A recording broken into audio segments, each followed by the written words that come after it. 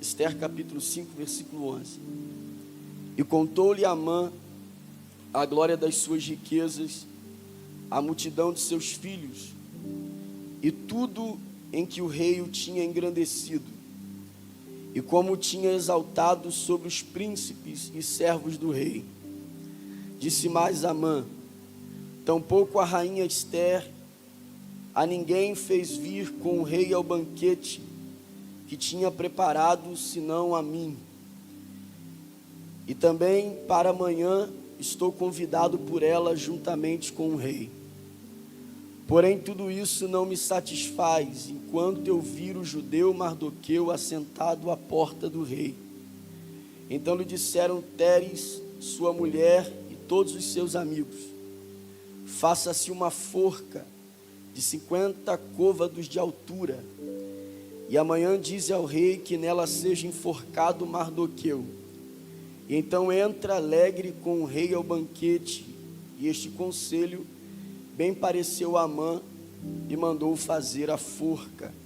Capítulo 6, verso 1. Naquela mesma noite fugiu o sono do rei. Então mandou trazer o livro do registro das crônicas, as quais se leram diante do rei, e achou-se escrito que Mardoqueu tinha denunciado Bigtã e Teres, dois dos camareiros do rei da guarda da porta, que tinham procurado lançar mão do rei Assuero. Então disse o rei que honra e distinção se deu por isso a Mardoqueu. E os servos do rei que ministravam junto a ele disseram: coisa nenhuma se lhe fez. Versículo de número 10. Versículo de número 8, perdão.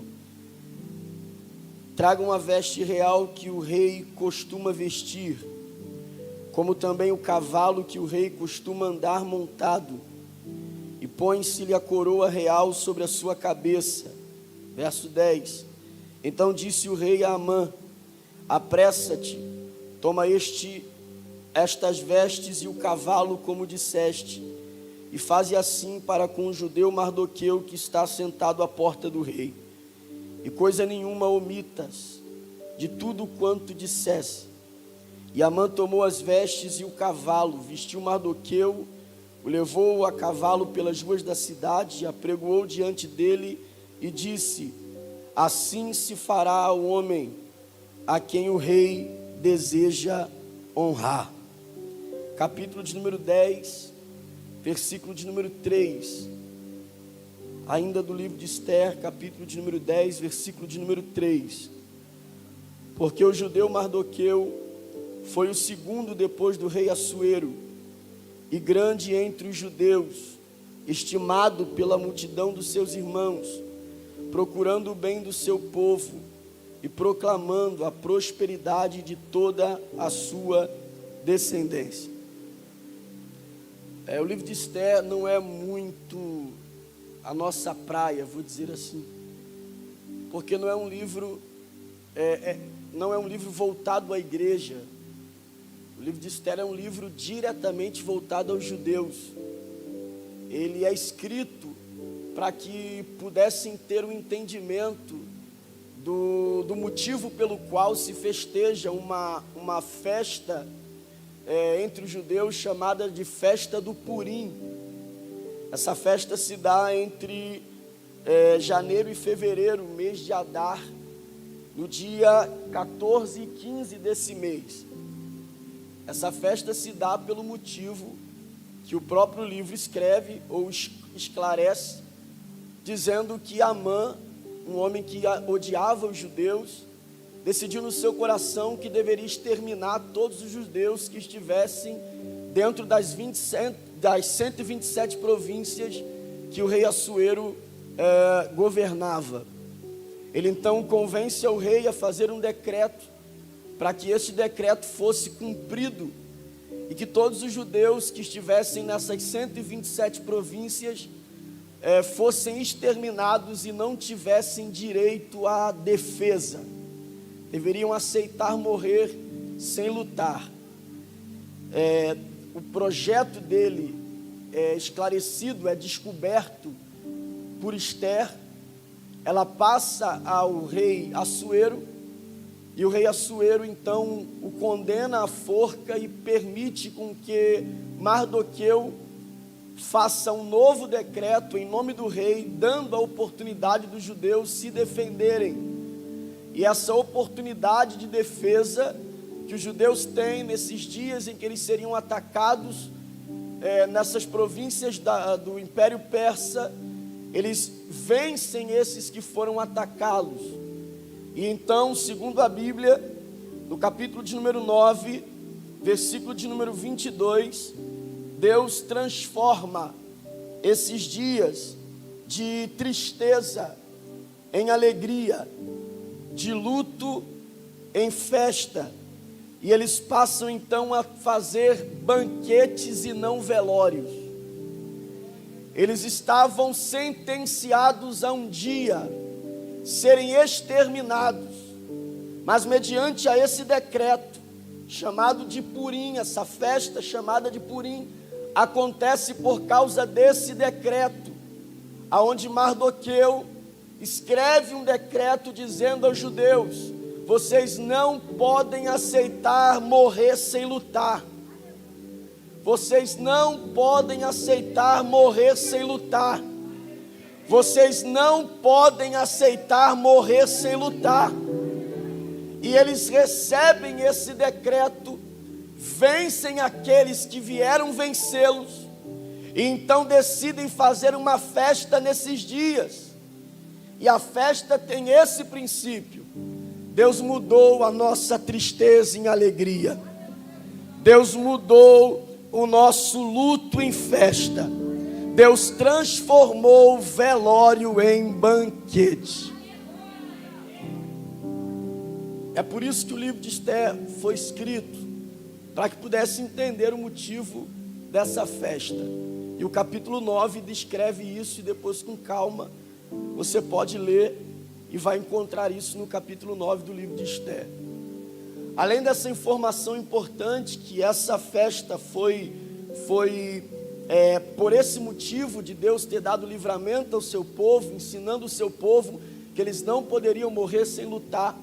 Esse livro tem algumas outras informações extremamente interessantes, que a gente, analisando a olho nu, como homens naturais, não vemos isso. Mas quando pedimos graça a Deus, diante do que está escrito, nós percebemos aqui coisas que Deus tem a nos dizer, extremamente importantes para a nossa vida cristã. Por exemplo, nós temos um personagem dentro do livro de Esther, que recebe o nome da rainha, que é o personagem mais importante dentro de todo o contexto do livro de Esther. Embora o livro de Esther tenha o nome da rainha, o personagem mais importante dentro do livro não é ela. O personagem mais importante dentro do livro é Mardoqueu. E Mardoqueu, ele tem, simbolicamente, ele é um personagem de mão dupla. Mardoqueu, simbolicamente, é um personagem de mão dupla. Você encontra em Mardoqueu um tipo de Cristo, e você também encontra em Mardoqueu um tipo de cristão que eu devo ser. Você encontra em Mardoqueu um tipo de Cristo, e você encontra em Mardoqueu um tipo de cristão que eu devo ser. Por exemplo, se você ler o capítulo de número 2, versículo de número 7, Mardoqueu é apresentado como aquele que adota Esther. Ele adota a menina que perdeu o pai e a mãe. Se você ler o capítulo 2 ainda, versículo de número 22, ele é responsável por descobrir uma conspiração contra o rei, contra Esther, Esther contra o rei, e a vida do rei é salva. Se você ler o capítulo de número 7, versículo de número 9, como eu disse no início, ele é responsável por escrever um novo decreto, e com isso, a vida do seu povo é salva. Logo, a gente percebe que Mardoqueu é um tipo de Cristo. Ele salva a vida de Esther, ele salva a vida do rei, e ele salva a vida do seu povo. Ele salva a vida de Esté quando a adota. Ele salva a vida do rei quando ele descobre a conspiração e conta. E ele salva a vida do rei, a vida do povo, quando ele escreve um novo decreto, e permitindo que este povo tenha a oportunidade de lutar. Então Mardoqueu é um tipo de salvador. Ele é salvador de Esté por adoção. Ele é salvador do rei Assuero por escolha. Ele escolhe salvá-lo. E ele é salvador do seu povo por decreto. E de certa maneira, isso é o que Cristo é para nós. Cristo é salvador nosso por adoção. Porque Paulo escreveu aos Romanos 8,15 dizendo: nós recebemos o espírito de adoção, pelo qual clamamos, Abba, Pai. Nós não somos órfãos, disse Jesus. Somos salvos e a nossa salvação foi por adoção. Cristo salva por adoção. Cristo é salvador por escolha. Ele quis me salvar. Ele escolheu me salvar. Ele soube a conspiração contra mim e não foi omisso à minha condenação. Ele escolheu me salvar. Paulo diz em Filipenses capítulo 2 que mesmo ele sendo como Deus, não teve por usurpação ser igual a Deus. Antes ele aniquilou-se, tomou forma de servo. Ele escolheu se tornar servo, se tornar homem, ser obediente até a cruz, e na cruz morrer pelos nossos pecados, para que hoje pudéssemos estar aqui glorificando o seu nome. Ele não é só salvador por ter nos adotado. Ele não é só salvador porque escolheu nos salvar. Ele é salvador por decreto. Oh, glória a Deus. Deus disse através de Paulo em Colossenses 1,16: ao Pai agradou entregar nele, Cristo, toda a plenitude da sua divindade, para que através dele, no sacrifício da cruz, aquele que estava longe do céu e de Deus possa ser aproximado do Criador do céu e da terra. Nós somos salvos por decreto, porque Deus decretou que em Cristo está a salvação de todos os homens.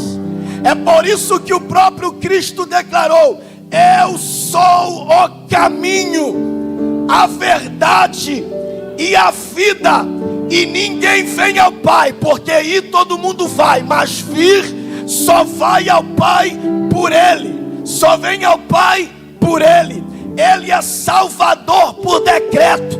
Maria não pode salvar, João não pode salvar, Pedro não pode salvar, homem nenhum pode salvar outro homem, mas no sangue do Filho de Deus há salvação para o mundo.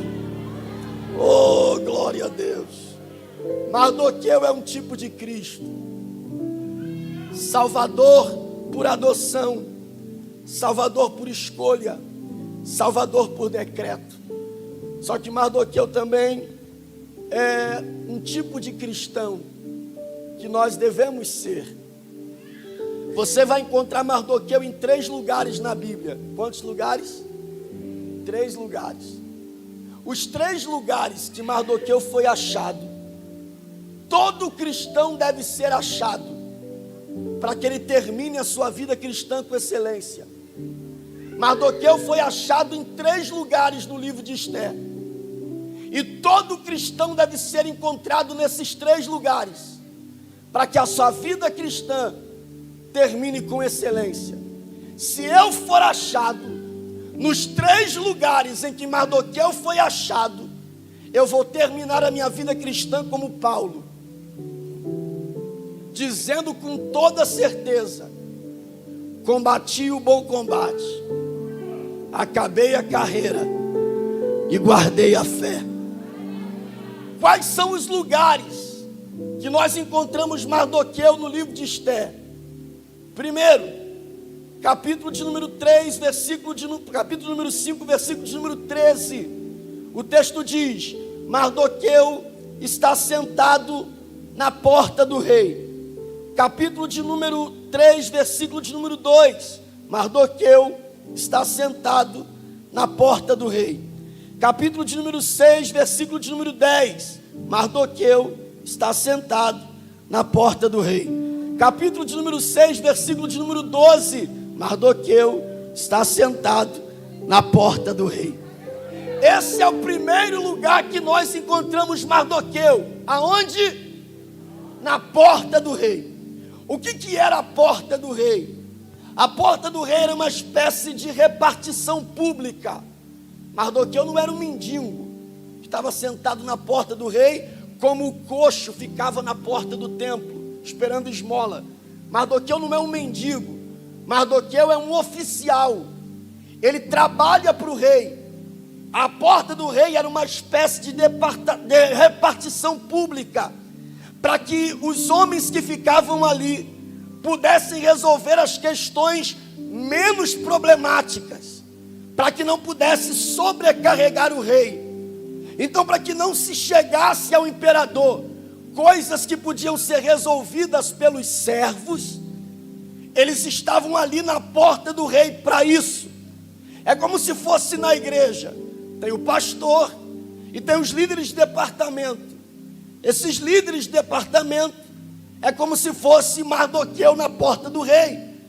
Eles têm a responsabilidade de tratar de assuntos menos relevantes, para que não possa sobrecarregar o pastor. Essa era a função de Mardoqueu na porta. Tratar de coisas menos relevantes, para não sobrecarregar o rei.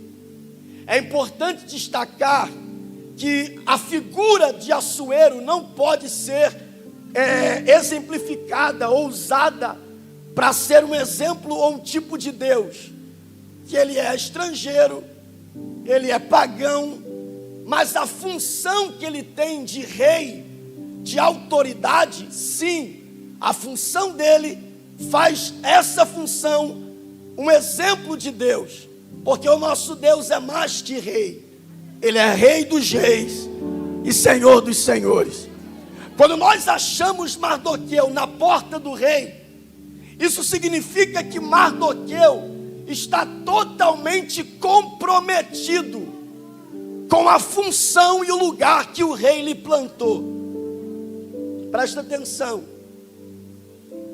Nesse período em que nós lemos o livro de Esther, você vai ver Mardoqueu sempre na porta do rei. Só que algumas coisas acontecem em volta de Mardoqueu. Como, por exemplo, ele vê Vasti indo embora, mas vê Esther entrando. Ele vê Vasti sendo abatida, mas vê Esther sendo exaltada. Ele vê um banquete sendo preparado para a nova rainha, mas também fica sabendo de uma conspiração contra o rei. Ele é odiado por Amã, mas também é honrado pelo rei. Em volta de Mardoqueu acontece um monte de coisa. Um é exaltado, o outro é abatido, um entra, o outro sai, um faz banquete, outro faz forca, um odeia, outro ama, mas quando você procura ele, ele está no mesmo lugar, na porta do rei. O que Mardoqueu ensina para nós aqui é que quando nós somos comprometidos aonde o rei nos plantou, pode sair gente, pode entrar gente, pode gente ser exaltada, pode gente ser abatida, pode ter gente nos odiando ou gente nos amando. Quando me procurarem, eu estou no mesmo lugar que o rei me plantou. Oh, glorificado seja Deus. Não confunda compromisso com comprometimento. Compromisso é uma coisa, comprometimento é outra. O que é compromisso? responsabilidade assumida. O que é comprometimento? Amor com a responsabilidade que assumiu. Oh, glória a Deus. O que é compromisso? Chegar no horário. O que é comprometimento? Amar fazer isso. Nós estamos cheios de pessoas compromissadas e poucas pessoas comprometidas. Porque fazer até fazem, mas faz reclamando, faz murmurando, faz dizendo que ele faz muito enquanto o outro não faz nada. Faz porque tem que fazer, faz porque quer até fazer, mas não faz do jeito que tem que fazer. Porque eu não posso só fazer por compromisso. Eu preciso fazer com comprometimento. Porque se eu faço com compromisso, eu até tenho responsabilidade com aquilo que faço, mas não tenho amor naquilo que faço. E Paulo vai dizer que se eu não faço por amor, até queimar o corpo em favor de outro é só churrasco. Oh, glória a Deus. Nós estamos vivendo um período, irmãs, em que muita gente está deixando de fazer com excelência, porque está olhando para quem faz com negligência. Muitas pessoas deixando de fazer as coisas de Deus com amor, porque está olhando para quem faz de qualquer jeito. Eu ouço pessoas dizendo todo dia: não vou fazer mais isso não. Por quê? Fulano não faz nada. O ano que vem eu vou tirar umas férias. E aí os mais revoltados dizem: eu não vou fazer mais parte dessa palhaçada. Vai faltar palhaço. Os mais revoltados dizem: eu não vou fazer parte dessa panelinha. Os mais revoltados querem largar tudo para o alto e colocar a culpa no negligente. Só que eu não posso permitir que a negligência do outro roube a minha excelência. Oh, glória a Deus. Você vai ver gente entrando e gente saindo. Fique onde o rei te plantou. Você vai ver gente sendo exaltada e outra sendo abatida. Fique onde o rei te plantou. Vai ter gente te amando e gente te odiando. Fique onde o rei te plantou. Vai ter gente querendo fazer banquete para você e outro querendo fazer uma forca. Fique onde o rei te plantou. Você não tem compromisso com a falta de compromisso do outro. Oh, glória a Deus. Oh, glória a Deus.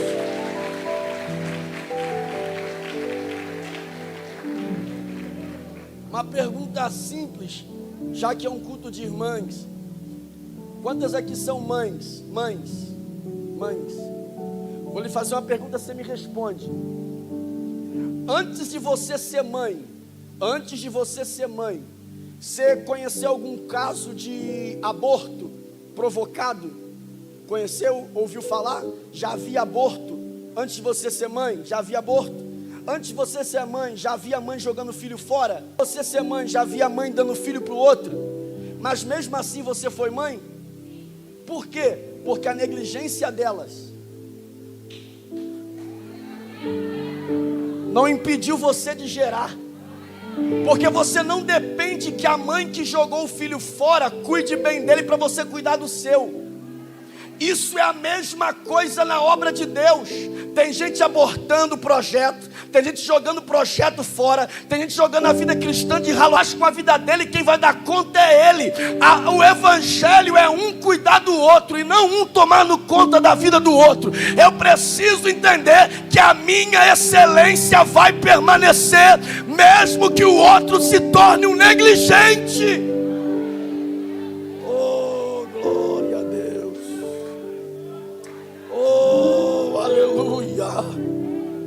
Paulo olha para Timóteo no capítulo 1 da segunda carta, no versículo 6, ele diz assim: desperte o dom que há em ti, o dom que foi colocado em ti por imposições de mão, desperte esse dom.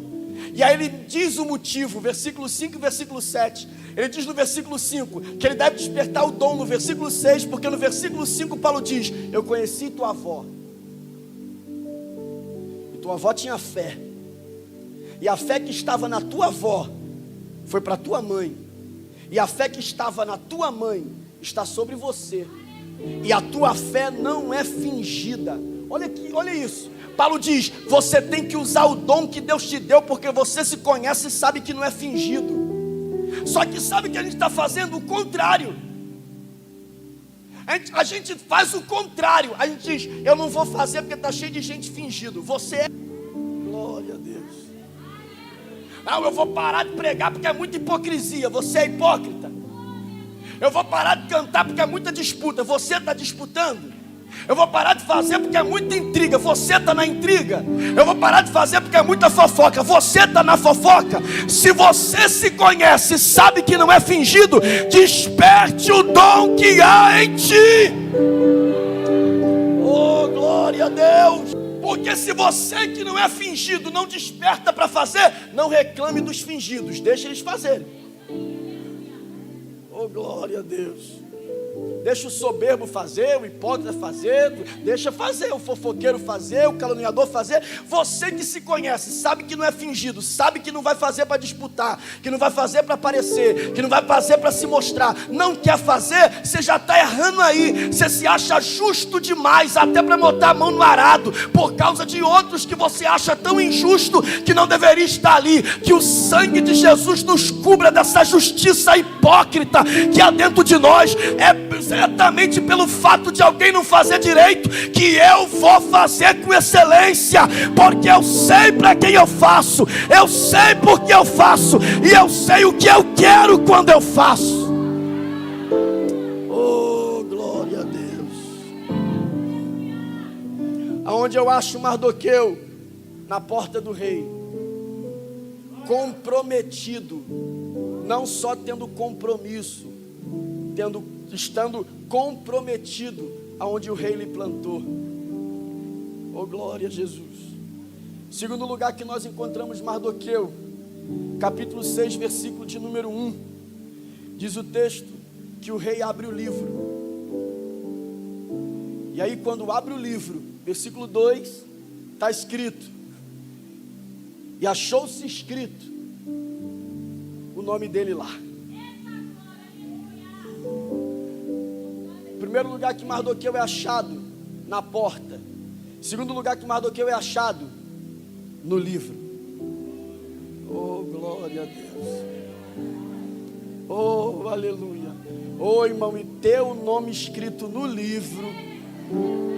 Oh, Jesus. E ter o nome escrito no livro é o que nos salva. Ter o nome escrito no livro é o que muda a nossa história. Ter o nosso nome escrito no livro é que muda o nosso pensamento. Jesus disse isso: não se sujeitem, não fiquem alegres porque os demônios sujeitam a vocês, isso aí é porta. Fiquem alegres porque o seu nome está escrito no livro. Oh, glória. Deixa eu te fazer ler rapidinho. Dá uma passeada aí, quem está mexendo no data show, que eu não sei onde é. Ah, é aqui? Me ajuda aí, irmão. Capítulo de número 5, versículo 14. Eu queria que você lesse comigo. 5,14. Você consegue ver daí? Quem consegue ver, diga amém. Se você não consegue, você vê aí na sua Bíblia. Qual é a última palavra que está escrito aí? Forca. Qual é a última palavra? Qual é a última palavra? Aí versículo 6, capítulo 6, versículo 1, diz que ele está escrito no livro. Então no versículo 14 do capítulo 5, o que tem preparado para ele? Forca. No capítulo 6, versículo 1, onde ele está achado? No livro. No capítulo de número 6, versículo de número 8, por favor.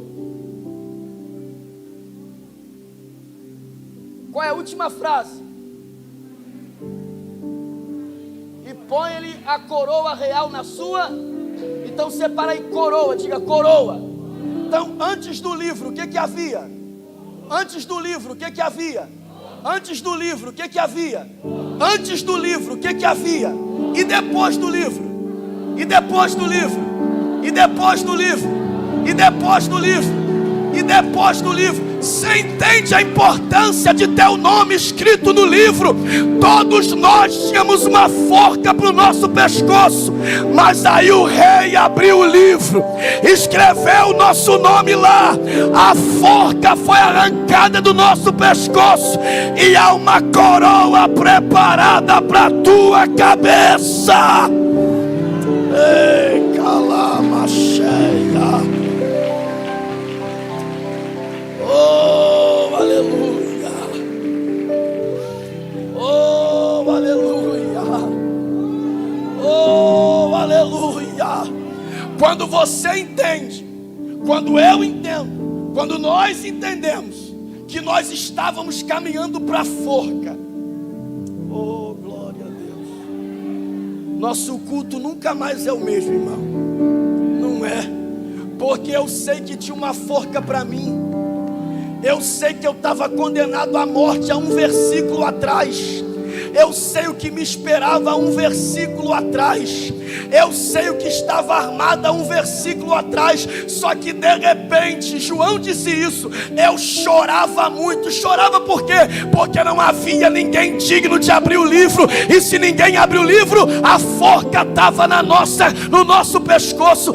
Porque não tinha ninguém no céu, nem anjo, nem demônio. Não havia ninguém na terra, nenhum ser vivo. Não havia ninguém embaixo da terra, nenhum ser morto que podia ser digno de abrir o livro. Aí um ancião tocou e disse: chora não. Oh, glória a Deus. Eis aí o leão da tribo de Judá, que venceu e é digno de abrir o livro e desatar os teus 7 selos. E João disse: eu olhei, e o cordeiro, como se tivesse sido morto, de pé, olhando para mim.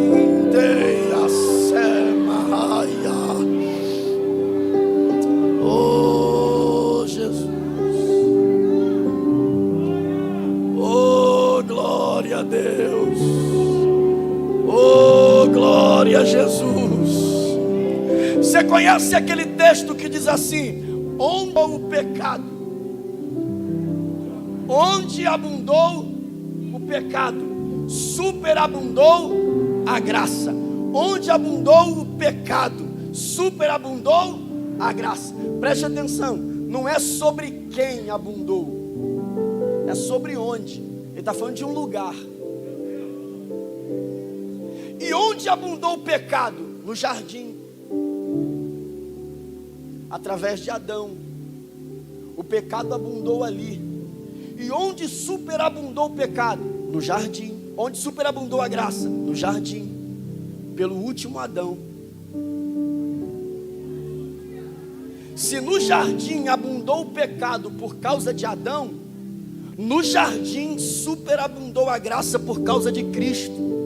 Porque no jardim Adão negou a vontade de Deus, mas no jardim Jesus disse: não seja a minha, seja a sua, seja a sua, seja a sua vontade. E quando ele ressuscita, onde ele vai? No jardim. Ele está no jardim, e a impressão que Maria tem que está ali é um jardineiro. Oh, glória a Deus. E por que ele faz questão de ir no jardim? Porque foi no jardim que Adão morreu. Oh, glória a Deus. E agora ele vai no jardim para mostrar: Adão morreu, eu ressuscitei para nunca mais morrer.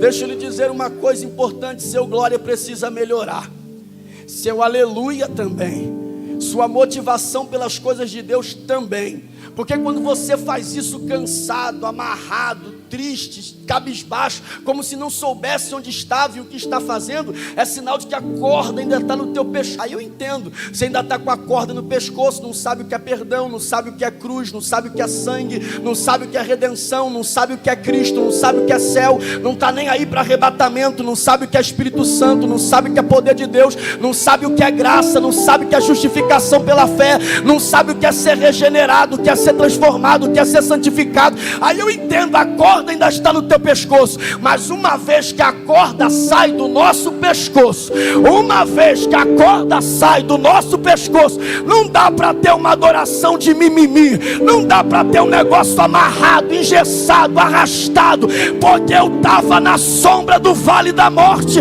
mas o pastor andou comigo lá, me pegou pela mão, e onde abundou o pecado, superabundou a graça de Deus. Oh, glória! Oh, glória a Deus! Oh, Ricalamachuramaya. Achado no livro. Primeiro, ele é achado na porta. Segundo, ele é achado no livro. Capítulo 10, versículo 3, que é o último versículo do livro de Esther, fala do terceiro lugar em que Mardoqueu foi achado. Está escrito lá: e o judeu Mardoqueu foi o segundo depois de Assuero. O que é ser o segundo? É terminar do lado do rei. Oh, glória a Jesus. Oh, glória a Deus. Irmão, que coisa maravilhosa é a Bíblia, irmão. Mano, não precisa de nada, irmão. Está tudo escrito ali, escrito de uma forma que a gente fica olhando e diz assim: meu Deus, como é que eu não vi isso aí? Olha o último versículo do livro. Ele termina onde? Do lado do rei. Por que isso é importante? Porque eu quero que esse seja o último versículo da minha vida. Oh, glória a Jesus. Eu desejo que esse seja o último versículo da sua vida. Eu espero que esse seja o último versículo da vida da igreja. E por que eu digo isso? Porque Davi escreveu o Salmo 139, e ele disse que a vida é um livro escrito por Deus antes mesmo de eu nascer, e todos os meus dias ele vai escrevendo. E eu espero que quando ele terminar a última página da minha vida aqui, ele possa declarar: cadê Gladstone? Foi para o lado do rei. Oh, glória a Jesus. Quando a vida terminar, que este seja o versículo final da nossa história. Foi para onde? Para o lado do rei. Está onde? Do lado do rei. Foi para onde? Do lado do rei. Eu não sei para onde os outros vão, mas eu sei para onde eu estou lutando para ir. Do lado do rei. Do lado do rei. Tem gente que quer ficar do lado de gente famosa. Tem gente que quer ficar do lado de gente talentosa. Tem gente que quer ficar do lado de gente conhecida. Eu quero terminar do lado de gente eterna, do lado do Criador que fez os céus e a terra. Eu espero que o último versículo da minha vida seja: foi morar do lado do rei.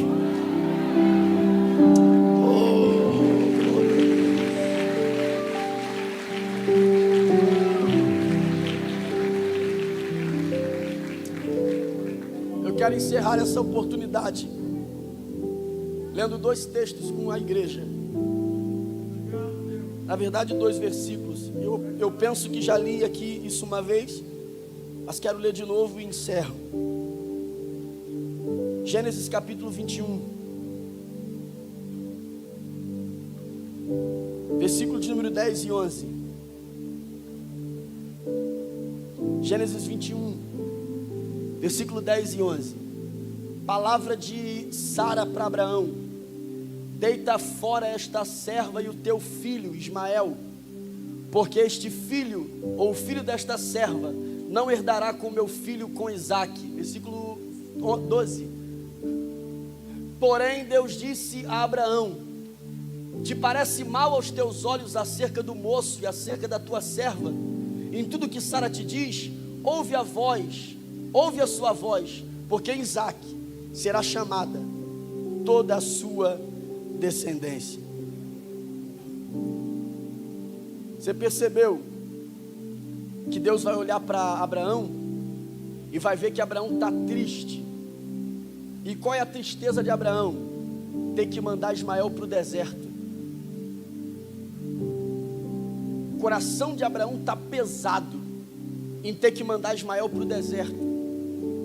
Ele não quer mandar o filho para o deserto, porque se ele manda Ismael para o deserto, ele não vai ter mais notícia, não vai saber onde ele está, o que ele está fazendo, o que ele está comendo. Ele vai perder as notícias de Ismael. Ele não quer ter um filho perdido no deserto. Abraão não quer ter um filho perdido no deserto. Mas olha o capítulo 22, versículo de número 2 e versículo de número 3 de Gênesis. Agora Deus falando com Abraão: toma agora o teu filho, teu único filho Isaque, vai à terra de Moriá, ofereça a ele em holocausto sobre uma das montanhas que eu te direi. Versículo 3: e Abraão se levantou de madrugada. Sabe que quando a Bíblia quer dizer que Abraão se levantou de madrugada, significa que a obediência de Abraão acordou primeiro que o sol.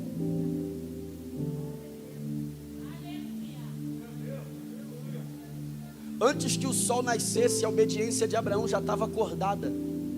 Ele se levanta de madrugada para levar Isaque para onde? Isaque para onde? Para o holocausto, para ser morto. Há peso no coração dele? Há peso no coração dele? Não. Houve peso no coração dele quando Sara falou: manda o menino para o deserto. Ele teve mais peso no coração de mandar Ismael para o deserto do que matar Isaque no altar. Para ele foi mais difícil mandar Ismael embora do que matar Isaque. Por que Abraão sentiu mais dificuldade em mandar Ismael para o deserto do que mandar Isaque para o altar? Porque se alguém perguntasse a Abraão: cadê Ismael?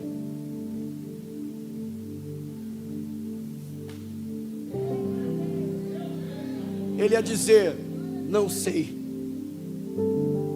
está por aí, está perdido, está pelos desertos da vida. Mas se alguém perguntasse: cadê Isaque? Oh, glória a Deus. Ah, Isaque eu sei, está com Deus. Oh, glória a Jesus. Abraão preferiu um filho morto no altar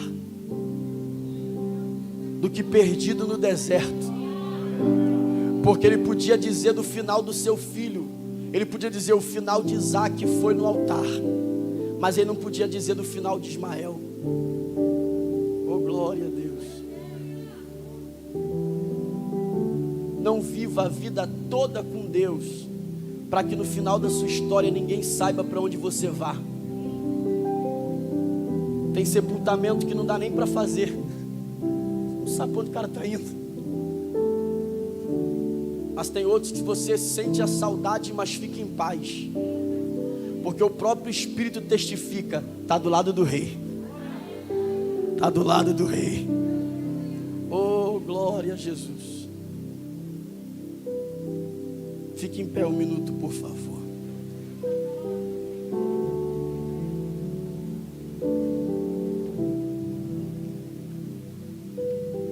Feche os seus olhos, por gentileza.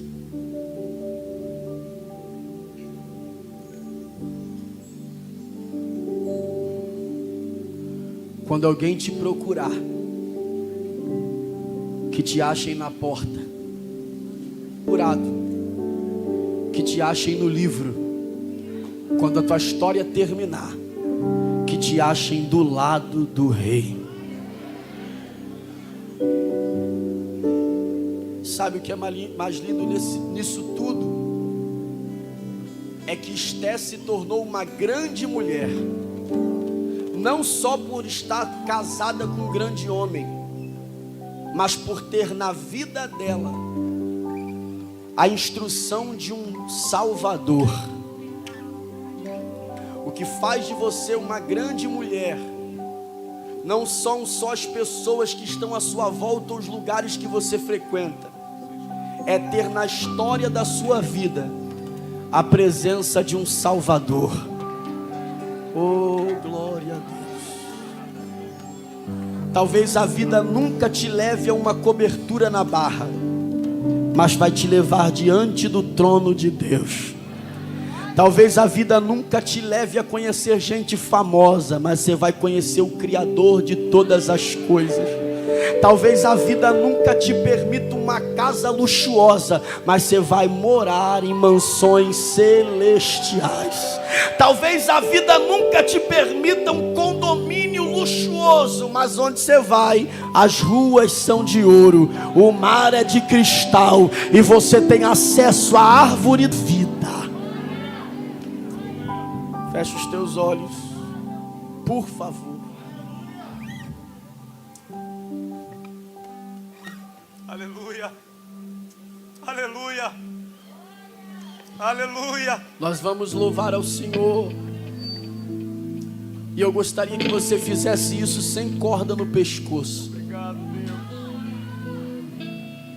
E se alguma coisa tem tentado te sufocar, essa corda foi arrancada hoje. O sangue de Cristo continua salvando, perdoando. E enquanto a promessa é Ele do seu lado. Oh, não importa quem te abandonou, Ele está do teu lado.